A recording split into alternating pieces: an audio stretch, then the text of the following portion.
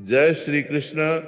राधे राधे दोस्तों, आप सभी लोग जानते हैं कि 6 जनवरी 2026 यानी मंगलवार को पार रही है माघ महीने की सकट चौथ व्रत। और दोस्तों, यह वह तिथि है जो माघ महीने में पड़ने वाली सबसे विशेष और प्रभावशाली तिथि मानी जाती है, क्योंकि सकट चौथ भगवान गणेश को समर्पित होती है और इस दिन किया गया छोटा सा उपाय भी बहुत बड़ा फल देता है।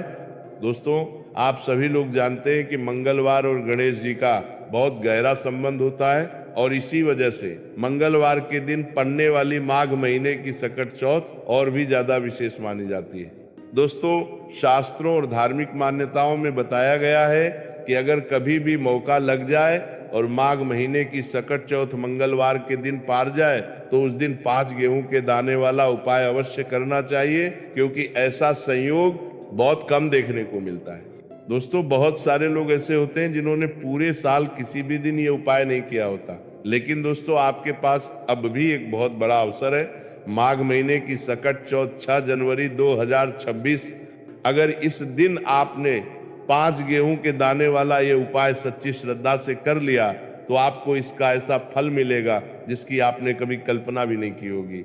इसीलिए दोस्तों, इस उपाय को एक बार जरूर कर लेना ताकि ये शुभ अवसर आपके हाथ से निकल न जाए। दोस्तों, आज हम इसी उपाय को आपको बहुत अच्छे और सरल तरीके से समझाने वाले हैं। इस वीडियो को देखने के बाद इस उपाय को समझने के लिए आपको किसी और वीडियो की जरूरत नहीं पड़ेगी। तो चलिए दोस्तों, अब उपाय को शुरू करते हैं। देखिए, माघ महीने की सकट चौथ इतनी विशेष इसलिए मानी जाती है क्योंकि देखा गया है कि कई बार बबे पूजा पाठ और अनुष्ठानों से जो मनोकामनाएं पूर्ण नहीं होती, वही मनोकामनाएं सकट चौथ के दिन एक छोटे से उपाय से ही पूर्ण हो जाती है। और बहुत सारे लोगों ने इस उपाय को करके इसका फल भी प्राप्त किया है। अगर आप भी चाहते हैं कि आपके जीवन की समस्याएं, चाहे वह धन से जुड़ी हो, परिवार से जुड़ी हो, संतान से जुड़ी हो या किसी अज्ञात कारण से चल रही परेशानियां हो, तो माघ महीने की सकट चौथ इस उपाय को अवश्य करिए। दोस्तों, कई बार ऐसा होता है कि हमें खुद भी नहीं पता होता कि समस्या किस कारण से चल रही है। कभी पितृदोष, कभी ग्रह बाधा, कभी नकारात्मक ऊर्जा, लेकिन इस दिन किया गया यह उपाय बिना कारण जाने भी समस्याओं को दूर करने में सक्षम माना जाता है, क्योंकि जब कोई उपाय किसी विशेष तिथि पर किया जाता है तो उस तिथि का पुण्य और उपाय का प्रभाव दोनों एक साथ प्राप्त होते हैं और इसी वजह से इसका फल बहुत जल्दी मिलता है। अब दोस्तों, आगे हम आपको बताएंगे ये उपाय किसे करना है, किस समय करना और कैसे करना है। लेकिन उससे पहले अगर आप हमारे चैनल पर नए हैं तो चैनल को सब्सक्राइब जरूर कर लें और वीडियो को लाइक करके कमेंट बॉक्स में जय श्री गणेश या गण गणपतये नमः अवश्य लिख दें।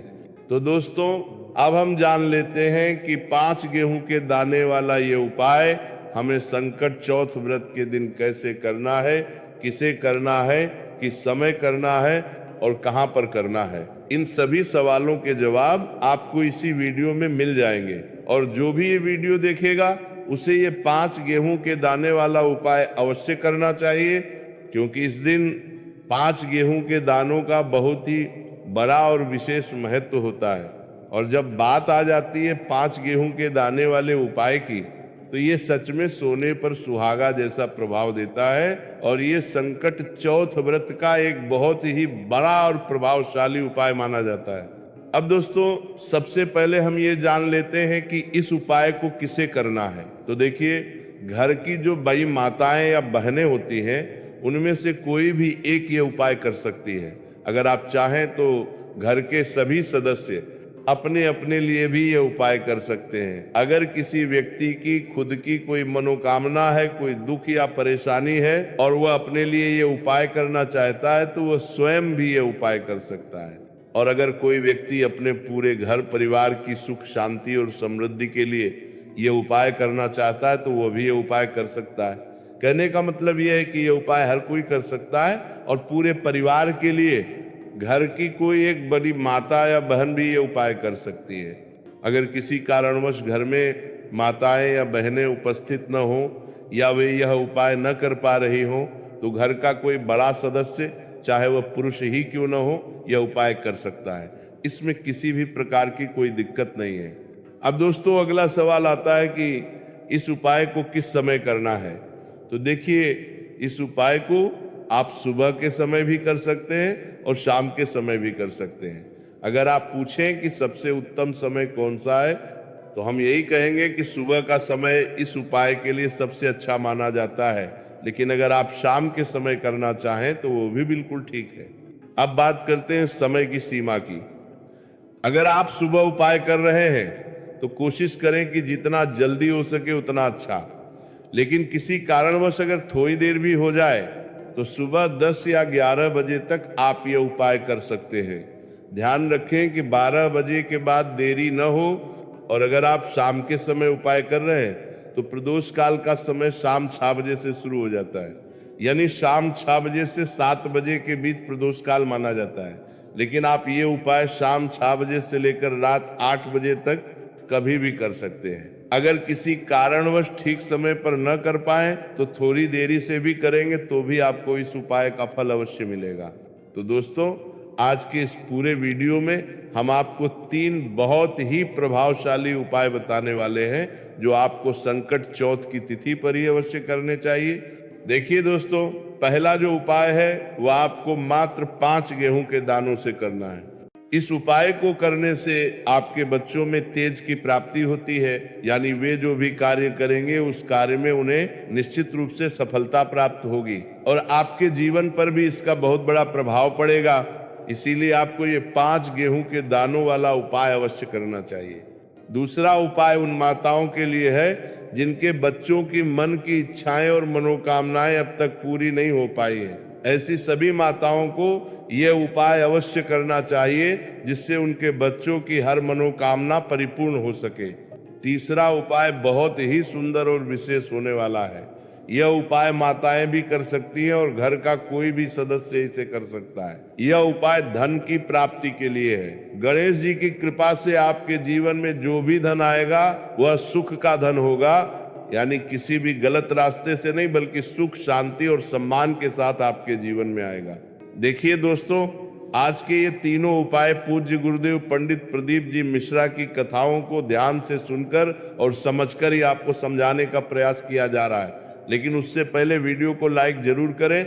देखिए, पहला उपाय करने के लिए आपको मात्र 5 गेहूं के दाने लेने होंगे। जैसा कि सामने स्क्रीन पर आपको दिखाया जा रहा है उसी प्रकार आपको 5 गेहूं के दाने लेने हैं। इसके साथ आपको एक तांबे के पात्र में शुद्ध जल अपने घर से लेना होगा। अब ध्यान से समझिए, ये जो 5 गेहूं के दाने हैं इन्हें आपको अपने सीधे हाथ में रखना है और जो जल का पात्र है उसे अपने दूसरे हाथ में लेना है। अब इन दोनों सामग्रियों को लेकर आपको भगवान शिव के मंदिर पहुंच जाना है। देखिए दोस्तों, यह उपाय आप सुबह से लेकर शाम तक किसी भी समय कर सकते हैं और संकट चौथ की तिथि पर आप यह उपाय चंद्रोदय के समय भी कर सकते हैं।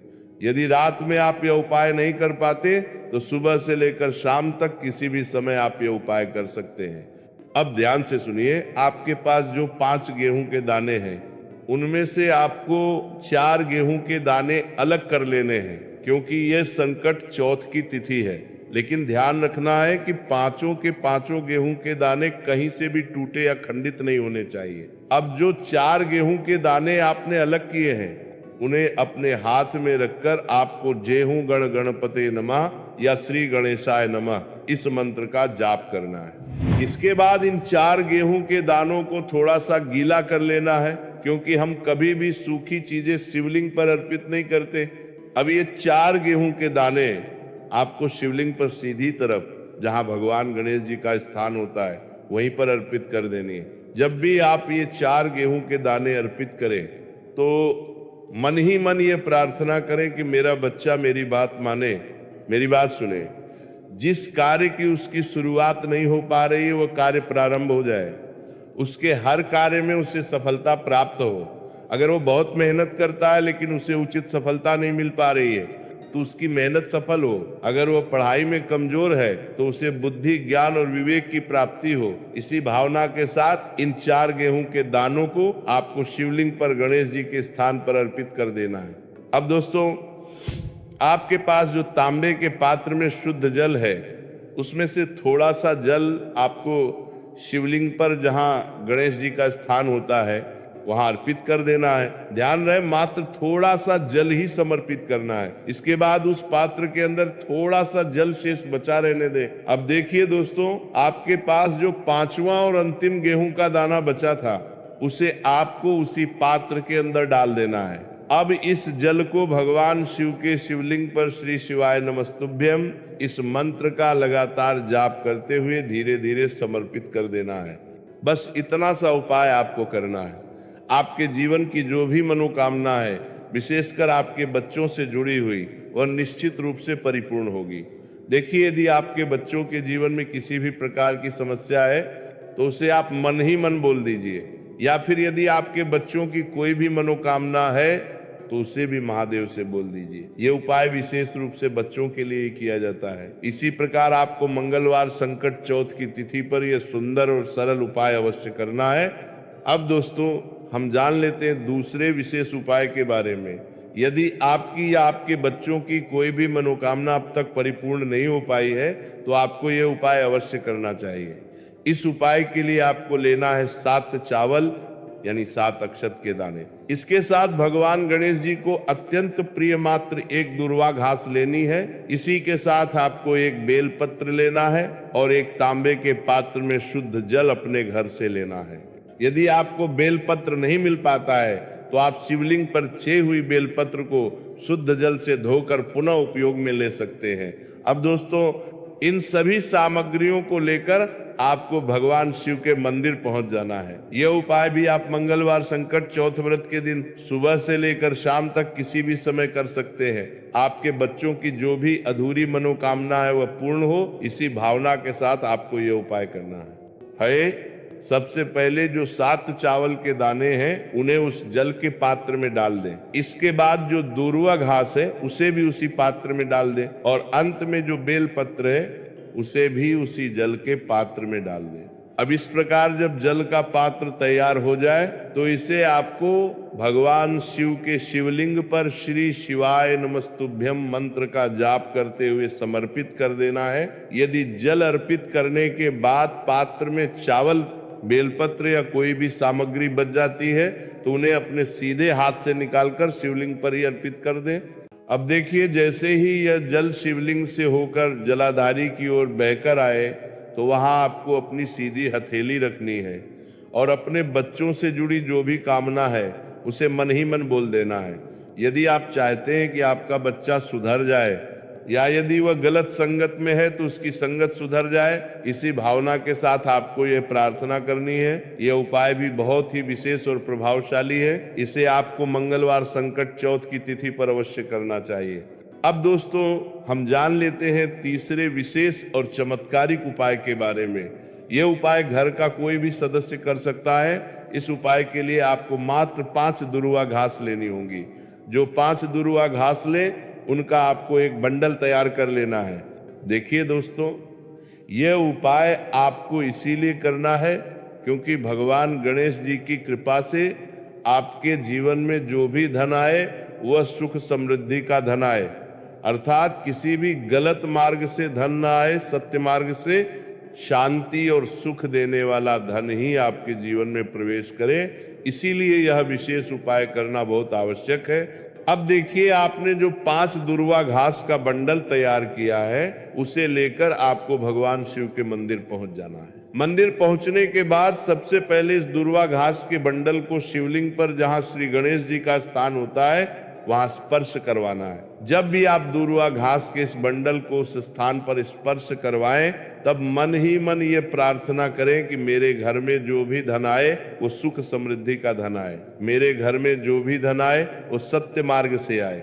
इस भावना के साथ अब इस दूर्वा घास के बंडल को आप शिवलिंग के पास से उठा लें। अब दोस्तों, इस दूर्वा घास के बंडल को सीधे अपने घर लेकर आ जाएं। घर आने के बाद सबसे पहले अपने घर के मुख्य द्वार पर जाएं। मुख्य द्वार की जो दहलीज होती है वहां पहले थोड़ी सी साफ सफाई कर ले। साफ सफाई करने के बाद उस दहलीज पर इस दूर्वा घास के बंडल को हल्के से स्पर्श करवा दें। इसके बाद मुख्य द्वार से अपने घर के अंदर प्रवेश करें। अब आपके घर में जहां भी आप धन रखते हैं, जहां भी आपकी तिजोरी है, वहीं पर इस दुर्वा घास के बंडल को रख दे। बस इतना सा उपाय आपको करना है। इस उपाय को करने के बाद आपके जीवन में जो भी धन आएगा वह सुख समृद्धि का धन होगा। आपके घर में धन की आवक भी शांति, स्थिरता और समृद्धि के साथ होगी। ये एक बहुत ही सरल लेकिन अत्यंत प्रभावशाली उपाय है। तो दोस्तों, आज के इस वीडियो में हमने आपको मंगलवार संकट चौथ के दिन किए जाने वाले 3 बहुत ही चमत्कारिक उपाय बताए हैं। जो उपाय आपके लिए सरल और उचित लगे, आप उसे अवश्य करें। अगर जानकारी आपको अच्छी लगी हो तो वीडियो को लाइक जरूर कर देना। फिर मिलते हैं एक नए वीडियो के साथ। जय श्री कृष्ण। राधे राधे।